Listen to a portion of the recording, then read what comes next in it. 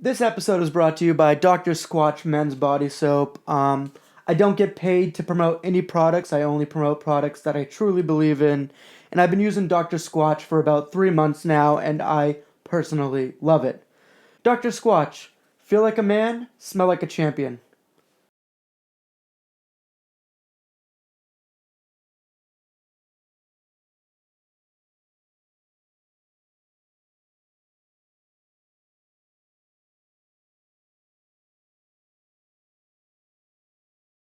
Welcome back to Not a Watch Snob. I am your host, Bill, and I'm not a watch snob. Today we're going to be looking at the top 5 watches in the entire world. This idea was sent in to me by Dan Preston, an old college drinking buddy, so thank you, Dan, for your support as well as your suggestion. Now, it was extremely difficult to come up with only 5 watches that are the best in the entire world. So I created a criteria, and the criteria for this list was that these watches had to change the game.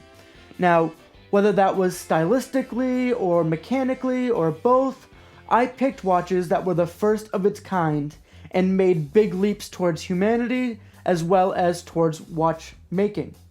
Now, this is just an opinion piece, so before everyone starts to jump down my throat, go ahead and list your top 5 watches for the entire world in the comment section below. I'd love to hear from you. If you're enjoying these videos, don't forget to like, subscribe, share. I really appreciate it, and I hope you enjoy. Thank you.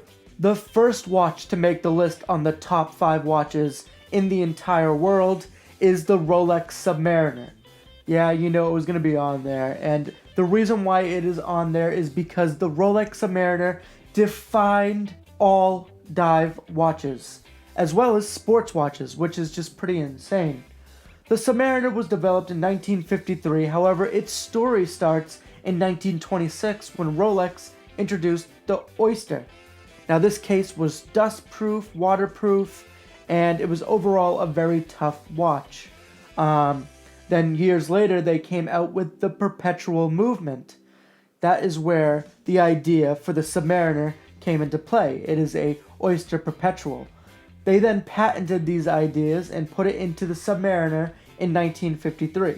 The Submariner has been a classic watch for the ages, and it has been in 7 James Bond movies, worn by Sean Connery and Roger Moore, movies such as Goldfinger, Live and Let Die, With Love from Russia.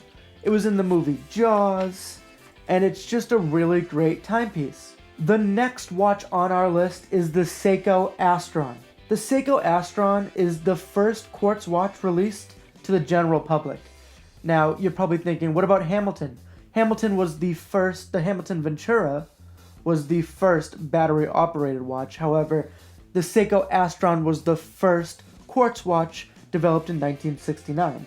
The Seiko Astron disrupted the watchmaking industry, specifically Switzerland.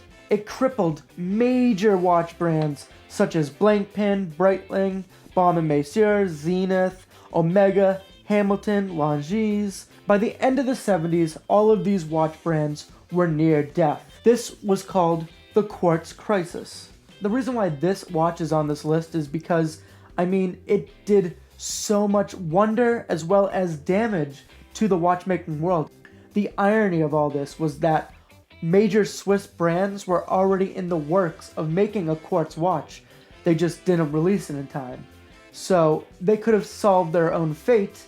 However, Seiko was the first one to release these quartz movements. The next watches on our list have done wonders for humanity, and that is the Fortis Cosmonaut as well as the Omega Speedmaster.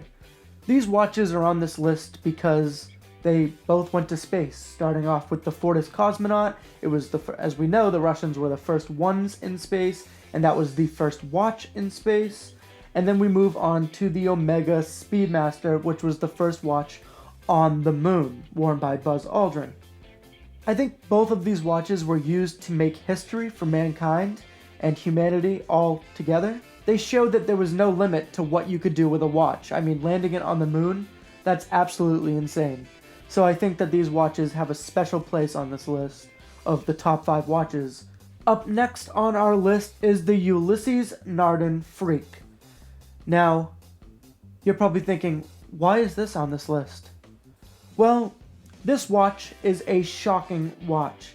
It was developed 15 years ago, and it was the first watch to feature a novel carousel tourbillon. Now, it started a brand new era of high-tested, high-design, and high-risk watch manufacturing.